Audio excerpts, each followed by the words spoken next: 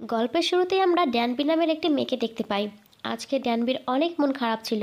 ড্যানবি ভাবছিল, আমি যদি এই পৃথিবী থেকে কিছুদিনের জন্য গায়েব হয়ে যেতে পারতাম তাহলে অনেক ভালো হতো।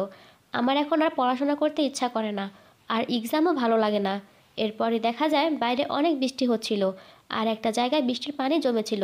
ড্যানবি লক্ষ্য করে বৃষ্টির পানির মধ্যে কিছু মানুষকে দেখা যায়, যারা পুরনো দিনের মতো জামা পরেছিল। ড্যানবি কিছু না ভেবেই সেই পানিতে লাফ দেয় আর সোজা সেই জায়গায় পৌঁছে যায়। ড্যানবি দেখে সে অতীতে চলে এসেছে। এখানে সবাই বৃষ্টির জন্য দোয়া করছিল। গত 3 বছরে এই দেশে কোনো বৃষ্টি হয়নি। অন্যদিকে ড্যানভি তো তাদের দেখে অবাক হয়ে থাকে আর প্রশ্ন করে, তোমরা কি এখানে কোনো ড্রামা শুটিং করছো? ড্যানবির কথা শুনে সেখানকার রাজা অনেক রেগে যায়। রাজা ড্যানবির পোশাক দেখে মনে করে সে কোনো ডাইনি।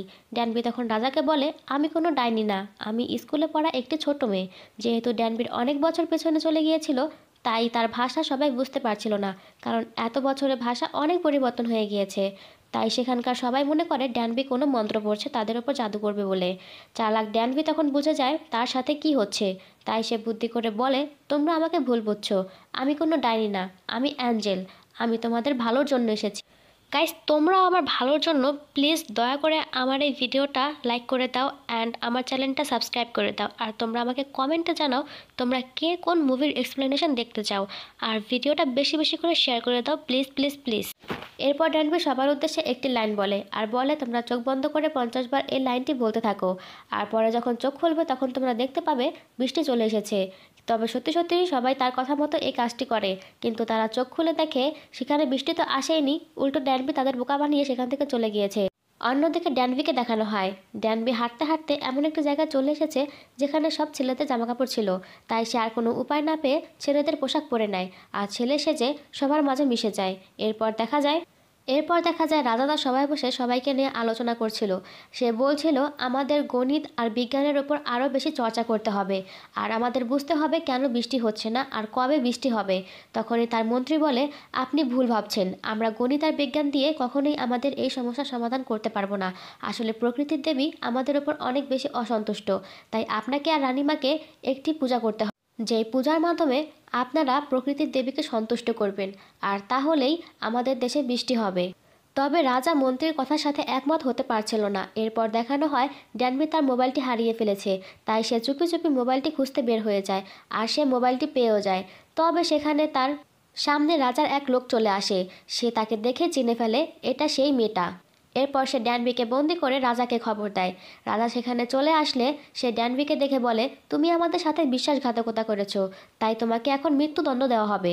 মৃত্যুর কথা শুনে ড্যানবি তো অনেক বেশি ভয় পেয়ে যায় আর রাজার সামনে কাঁদতে থাকে আর তার মোবাইলটি দেখিয়ে বলে, প্লিজ আমাকে ভুল বোঝো না, আমি সত্যি ফিউচার থেকে এসেছি।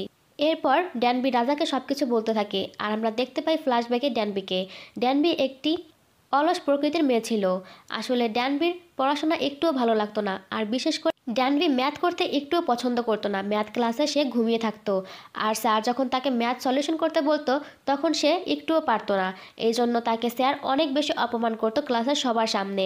এরপর দেখা যায় একদিন ড্যানবির ম্যাথ এক্সাম আসে, তখন তার মা তাকে অনেক বকতে থাকে। তার মা বলে, তুমি যদি এইবার ভালোভাবে এক্সামে পাশ করতে না পারো তাহলে তোমার আর কলেজে ওঠা হবে না। এরপর সে মায়ের কথায় মন খারাপ করে চলে যায় তার ফ্রেন্ডের সাথে দেখা করতে, আর তার ফ্রেন্ডও সেখানে তাকে জ্ঞান দিতে থাকে যে এইবারে তোমার লাস্ট বার, এবার তুমি না পারলে তুমি আর কলেজে উঠতে পারবে না। ড্যানবি অনেক বেশি মন খারাপ হয়ে যায়। এরপর ড্যানবি বাসায় চলে যায়।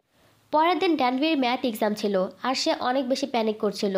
সে এতটাই বেশি প্যানিক করছিল সে বাসে তার ছাতাটা ভুলে ফেলে যায়। বাহিরে তখন অনেক বেশি বৃষ্টি পড়ছিল, তবুও ড্যানবি বৃষ্টিতে ভিজতে ভিজতে পরীক্ষার উদ্দেশ্যে যেতে থাকে। আর তখনই বৃষ্টিতে ভিজে ভিজে যখন সে পরীক্ষার হলের দিকে যাচ্ছিল তখনই সে লক্ষ্য করে বৃষ্টির পানির মধ্যে একটি শহর দেখা যাচ্ছে, আর তাই সে সেখানে লাফ দেয়। এই সব কিছু শুনে রাজা প্রথমে তো ড্যানবির কথা বিশ্বাস করতে চায় না, আর তারপরে সে ড্যানবিকে একটি ম্যাথ সলিউশন করতে দেয়। এই ম্যাথটি অনেক বেশি ইজি ছিল, তাই ড্যানবি খুব সহজে অনেক সুন্দরভাবে এই ম্যাথটি সলিউশন করে ফেলে আর অনেক সুন্দর একটি ডায়াগ্রাম এঁকে ফেলে। আর এই সব কিছু দেখে রাজা তো অনেক বেশি অবাক হয়ে যায়, কারণ তখনকার দিনে এটা ছিল অনেক কঠিন একটা ডায়াগ্রাম। রাজা তখন বলে, আমাদের দেশের বড় বড় জ্ঞানী ব্যক্তিরা এই ডায়াগ্রামটি সলভ করতে 3 থেকে 4 দিন সময় নিয়ে থাকে, এভাবে এত তাড়াতাড়ি কিভাবে এটি সলভ করে ফেললে? তখন রাজা ভাবে যে মেয়েটি সত্যি কথা বলছে। রাজা ড্যানবির এমন প্রতিভা দেখে ড্যানবিকে অফার করে, তুমি আমার রাজ্যের সকল গুণী ব্যক্তিদের ম্যাথ শিখাবে, তাহলে আমি তোমাকে তোমার দুনিয়ায় ফিরে যেতে সাহায্য করব। ড্যানবির কাছে এছাড়া আর কোনো উপায় ছিল না, তাই সে রাজি হয়ে যায়। রাজা তখন বলে, তোমাকে সবার আগে আমায় ম্যাথ শেখাতে হবে। এরপর ড্যানবি রাজাকে পড়াতে শুরু করে। ড্যানবি দেখে রাজা তো ম্যাথসের বেসিকই পারতো না, তাই সে বেসিক ম্যাথ দিয়ে রাজাকে শেখাতে শুরু করে, যেমন প্লাস মাইনাস এগুলো। ড্যানবি রাজাকে বিভিন্নভাবে পড়াতে থাকে, কিন্তু রাজার ম্যাথ শিখতে অনেক সময় লেগে যাচ্ছিল। তাই রাজা ড্যানবিকে বলে, তুমি আমাকে ভালোভাবে ম্যাথ শেখাচ্ছ না, তুমি আমাকে ভালোভাবে ম্যাথ না শেখালে তোমার কিন্তু শাস্তি হবে। ড্যানবি তো ভয়ে আরও বেশি করে রাজাকে পড়াতে থাকে, তাও রাজা পারছিল না। তাই ড্যানবি রাজার মাথায় একটা থাপ্পড় মারে। পাশ থেকে রাজার পেয়াদা ড্যানবির গলায় তলোয়ার ধরে। রাজাকে ছোঁয়ায় যেখানে নিষেধ, সেখানে ড্যানবি রাজাকে থাপ্পড় মেরেছে। ড্যানবি তো অনেক বেশি ভয় পেয়ে যায়। তখন রাজা তার পেয়াদাকে থামায়। এরপর দেখা যায় রাজা যখন খেতে বসে, ড্যানবি তার পাশে দাঁড়িয়েছিল আর একদৃষ্টিতেই খাবার দেখছিল। রাজা ব্যাপারটা লক্ষ্য করে, তাই সে ড্যানবিকে বলে, তুমিও খেতে বসো। ড্যানবি একটু খাওয়ার পরে বলে, এটা মজাদার না। রাজা ড্যানবিকে বলে, কেন, কিসের কমতি আছে এতে? ড্যানবি তখন রাজাকে বলে, চলো আমার সাথে। এরপর ড্যানবি রাজাকে নিয়ে রান্নাঘরে যায়।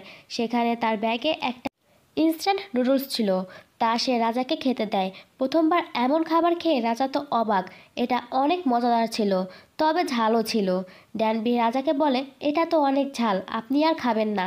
তবে রাজা ড্যানবির কথা শুনে না, পুরো নুডলস একাই শেষ করে দেয়। পরের দিন রাজার চিৎকারে মহলের সব মানুষ এক হয়ে যায়। ড্যানবি তখন রাজার কাছে গেলে দেখে রাজার মুখের ওপর তাবিজ লাগিয়ে রেখেছে।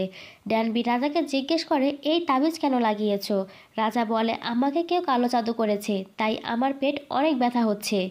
ড্যানবি তখন সব বুঝে যায় আর রাজাকে বলে, এই সব কিছুই না, কালকে তুমি অনেক বেশি ঝাল খেয়েছো, তাই তোমার পেটে ব্যথা হচ্ছে। এরপর ড্যানবি রাজাকে নর্মালি মেডিকেল সায়েন্স সম্বন্ধে বোঝাতে থাকে, কিন্তু ড্যানবির এমন জ্ঞান দেখে রাজা তো তার প্রতি অনেক বেশি ইমপ্রেস হয়ে যায়। আর রাজা তখন ড্যানবিকে বলে, তুমি শুধু ম্যাথ না, সায়েন্স আর ফার্মিং সম্বন্ধেও আমার লোকদের শেখাবে। তুমি যা কিছু জানো, তুমি সব কিছু আমার লোকদের ভালোভাবে পড়াবে। কি আর করার, রাজার কথায় বাধ্য হয়ে এবার ড্যানবিকে ম্যাথের পাশাপাশি সায়েন্স আর ফার্মিং সম্বন্ধেও সবাইকে জ্ঞান দিতে হয়। গাইস, কাহিনী কিন্তু এখানেই শেষ না, আমি খুব তাড়াতাড়ি এর দ্বিতীয় পার্টটি নিয়ে আসব। আর দ্বিতীয় পার্টটি দেখতে হলে অবশ্যই চ্যানেলটি সাবস্ক্রাইব করতে হবে আর ভিডিওতে একটি লাইক দিতে হবে।